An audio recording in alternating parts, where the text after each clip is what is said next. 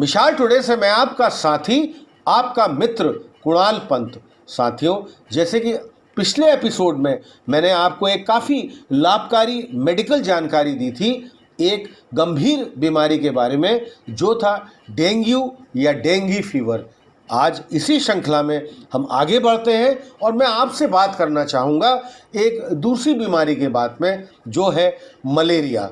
Malaria के लक्षण संक्रमित मच्छरों के काटने के 7 दिनों बाद ही विकसित हो सकते हैं। आमतौर पर यह किसी परजीवी ने काटा है, उसके आधार पर संक्रमण होने के लक्षण शुरू होने के बीच का समय 7 से 18 दिन का होता है। हालांकि कुछ मामलों में लक्षण को विकसित होने में 1 साल भी लग सकता है।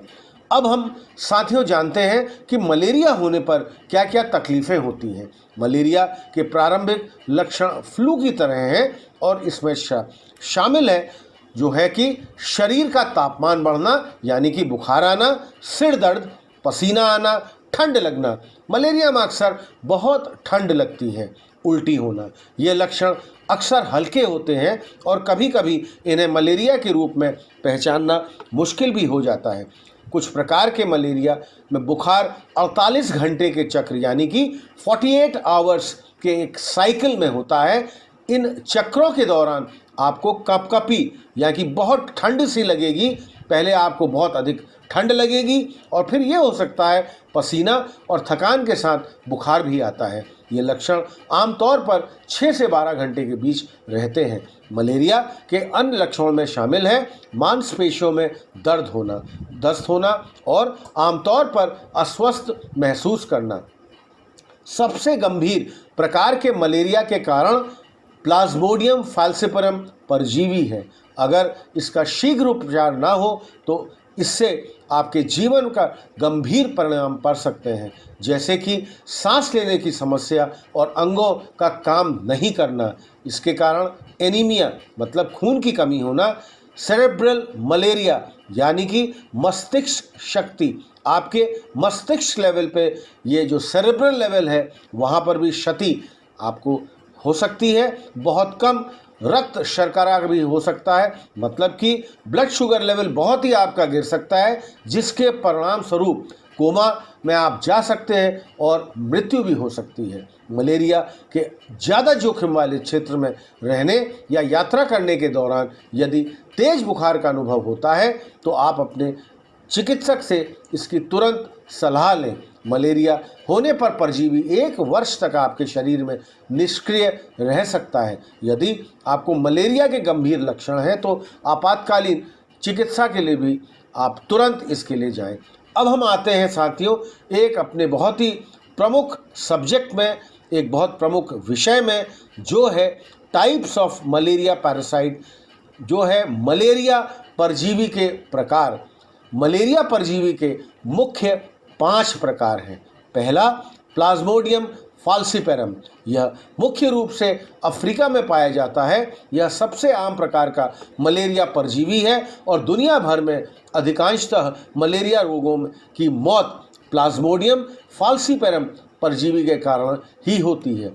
दूसरा है प्लाज्मोडियम वाइवेक्स, यह मुख्य रूप से एशिया और दक्षिण अमेरिका में पाया जाता है। यह परजीवी प्लाज्मोडियम फाल्सिपारम की तुलना में मलेरिया के हल्के लक्षणों के कारण बनता है, लेकिन यह 3 साल तक लिवर में रह सकता है, जिसके परिणाम स्वरूप फिर यह रोग हो सकता है।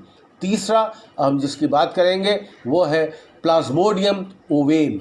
यह परजीवी काफ़ी असामान्य है और आमतौर पर पश्चिमी अफ्रीका में पाया जाता है। यह मलेरिया लक्षणों के उत्पादन के बिना कई वर्षों तक लिवर में रह सकता है। चौथा है प्लाज्मोडियम मलेरियाई। यह परजीवी काफ़ी दुर्लभ है और आमतौर पर केवल अफ्रीका में पाया जाता है। और पांचवा और अंतिम है प्लाज्मोडियम क्नोलिसी। यह परजीवी बहुत दुर्लभ है और दक्षिण पूर्व एशिया के कुछ हिस्सों में पाया जाता है। अब हम साथियों जानते हैं मलेरिया कौन से मच्छर से फैलता है। प्लाज्मोडियम परजीवी मुख्य रूप से मादा एनोफिलीज मच्छर के काटने के कारण फैलता है, जो मुख्यतः शाम और रात को काटने में होता है। केवल एनाफ्लीज मच्छर मलेरिया ट्रांसमिट कर सकते हैं, और वह भी तभी जब पहले से ही मलेरिया से संक्रमित व्यक्ति के रक्त से संक्रमित हुए। साथियों, यहाँ पर एक बहुत ही आपको लाभकारी जानकारी देना चाहूँगा। जैसे मैंने आपको पिछले एपिसोड में बताया था कि ये जो डेंगू या डेंगी फीवर है, ये जो मच्छर है, जो एडीज इजिप्टी मच्छर होता है, ये दिन का मच्छर होता है, और ख़ास तौर पे ये मलेरिया का जो मच्छर होता है, और जो मलेरिया का मच्छर मुख्य रूप से एनाफ्लीज है, मच्छरों के काटने से जो फैलता है, यह अक्सर शाम और रात को काटने से अधिक होता है। अब साथियों, अब हम जानते हैं कि मलेरिया कैसे होता है या किस तरह होता है। मलेरिया एक प्रकार के परजीवी के कारण होता है जिसे प्लाज्मोडियम कहा जाता है। प्लाज्मोडियम परजीवी कई अलग अलग प्रकार के होते हैं, लेकिन 5 ऐसे प्लाज्मोडियम परजीवी जिनके बारे में अभी मैंने आपको पहले कुछ देर पहले इसमें बताया भी था, जिनके कारण हमारे शरीर में मलेरिया फैलता है। यदि आप मलेरिया से संक्रमित हैं और आपको एनाफ्लीज मॉस्किटो यानी कि एनाफ्लीज मच्छर काटता है, तो उस मच्छर में मलेरिया के परजीवी चले जाते हैं। यदि वह मच्छर मलेरिया से पीड़ित व्यक्ति को काटने के बाद तुरंत किसी दूसरे को काटते हैं, तो यह मलेरिया परजीवी का संचरण उसके शरीर में भी हो जाता है, मतलब कि ये कम्युनिकेबल या ट्रांसफरेबल भी है। अब हम जानना चाहेंगे साथियों, जब परजीवी परिपक्व या मैच्योर होते हैं तो वे लिवर को छोड़ देते हैं और उसकी लाल रक्त कोशिकाओं यानी कि रेड ब्लड कॉप्सल्स को संक्रमित करते हैं। तब यह होता है जब आमतौर पर लोगों में मलेरिया के लक्षण विकसित होते हैं। फिर कोई मच्छर जब इस संक्रमित व्यक्ति को काटता है तो वह मच्छर मलेरिया के परजीवी से संक्रमित हो जाता है, और यह रोग इस मच्छर के किसी दूसरे व्यक्ति को काटने पर फैल सकता है, क्योंकि मलेरिया के परजीवी लाल रक्त कोशिकाओं यानी कि आरबीसी और रेड ब्लड कॉप्सल्स को प्रभावित करते हैं। इसलिए लोग इन्फेक्टेड रक्त के संपर्क में भी आकर मलेरिया से पीड़ित हो सकते हैं। जैसे कि माता से अजन्मे बच्चे को मलेरिया हो सकता है, संक्रमित रक्त चढ़ाने से मलेरिया हो सकता है, संक्रमित व्यक्ति को दिए गए इंजेक्शन से दूसरे व्यक्ति को इंजेक्ट करने से भी मलेरिया हो सकता है। अब साथियों, एक बहुत बड़ा प्रश्न आता है कि क्या मलेरिया एक संक्रामक बीमारी है?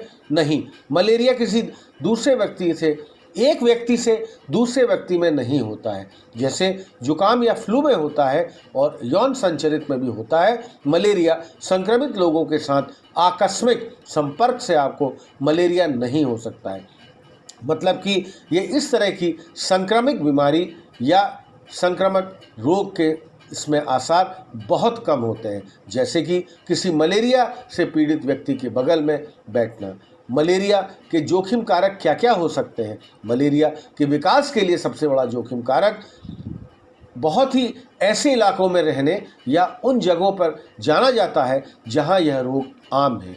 मलेरिया परजीवी के कई अलग अलग उप प्रकार मौजूद हैं, जो विविधता सबसे अधिक घातक जटिलताओं के कारण बनती है। वह काफ़ी तेज और बहुत ही विकसित भी है। मलेरिया क्षेत्र के निवासियों को यह रोग इतनी बार हो सकता है कि उन्हें आंशिक प्रतिरक्षा प्राप्त की जाती है, जिससे मलेरिया के लक्षणों की गंभीरता कम हो जाती है। हालांकि यह आंतरिक परीक्षा तब गायब हो सकती है जब आप किसी ऐसे देश में जाते हैं जहां आप अक्सर परजीवी के अवगत नहीं होते हैं। अब साथियों, एक हमारा बहुत ही मुख्य उद्देश्य, हमारा बहुत मुख्य वक्तव्य और हमारा मुख्य संदेश, प्रिवेंशन ऑफ मलेरिया, मलेरिया से बचाओ। साथियों, इसमें गौर करिएगा, ये बहुत ही मुख्य विषय है, हमारा बहुत मेडिकल मुख्य विषय है आज का। मलेरिया से आप कैसे बचाव करें। मलेरिया को होने से रोकने का सबसे अच्छा तरीका है मच्छरों को पनपने और काटने से रोकना। मलेरिया से बचाव के अन्य उपाय इस प्रकार हैं, जितना भी संभव हो उतना ही घर के अंदर रहें, विशेष रूप से रात के समय जब मच्छर अधिक सक्रिय होते हैं। मच्छरदानी का उपयोग करें। कीट रिपेलेंट पर मेथ्रिन के साथ मच्छरदानी का भी आप इस्तेमाल कर सकते हैं। ऐसे कपड़े पहने जो आपके शरीर के अधिकांश भाग को ढक सके। DEET या पिकारिदिन युक्त कीट से बचाने वाली क्रीम का प्रयोग करें। यह त्वचा पर सीधे लगाई जाती है, आपके मुंह और आंखों को छोड़कर। यदि आप पिकारिडीन आधारित रिपेलेंट चुनते भी हैं तो आपको उसे हर कुछ घंटों में पुनः लगाने की आवश्यकता पड़ती रहेगी। कपड़ों पर मेथ्रीन लगाएं और वर्तमान में मलेरिया से सुरक्षा प्रदान करने वाले कोई भी वैक्सीन उपलब्ध नहीं है। कोई भी वैक्सीन इसके लिए उपलब्ध नहीं है, इसलिए आपको रोग की संभावना को कम करने के लिए एंटी मलेरियल दवा ही लेनी पड़ेगी। अब हम सब चाहते हैं और जानना चाहेंगे कि मलेरिया बुखार कैसे ठीक करें। मलेरिया के इलाज में anti malarial drugs, anti malaria दवाएं और लक्षणों को नियंत्रित करने के लिए दवाएं, बुखार को नियंत्रण करने के लिए दवाएं, एंटी सीजर दवाएं, तरल पदार्थ और इलेक्ट्रोलाइट्स इसमें शामिल हैं। मलेरिया के इलाज के लिए इस्तेमाल की जाने वाली दवाओं का प्रकार, रोग की गंभीरता और क्लोरोक्वीन प्रतिरोध की संभावना पर निर्भर करता है। मलेरिया के इलाज में निम्न दवाओं को जैसे कि क्विनीन, मेफ्लॉक्टिन और डाइसाइक्लोडाइडीन इसमें शामिल है। फाल्सीपारम मलेरिया से ग्रस्त लोगों के लक्षण सबसे गंभीर होते हैं। इससे ग्रस्त लोगों को इलाज के लिए शुरुआती दिनों में तो ICU में भी भर्ती होना पड़ सकता है और उन्हें निगरानी के लिए आवश्यकता हो सकती है, क्योंकि इस बीमारी से ब्रीथिंग फेलियर, कोमा और किडनी फेलियर के भी बहुत अधिक चांसेस बने रहते हैं। गर्भवती महिलाओं में क्लोरोक्वीन का इस्तेमाल मलेरिया के लिए उपयुक्त इलाज माना जाता है। जो गर्भवती महिलाएं हैं, क्लोरोक्वीन के प्रति प्रतिरोध रखती हैं, उनके लिए क्विनीन और क्लिंडामाइसिन का इस्तेमाल किया जा सकता है। अब साथियों, अंत में हम जानेंगे कि अब इस मलेरिया से, ख़ास तौर पे मलेरिया किस तरह से आपको कष्ट दे सकता है, वह बहुत ही खास है।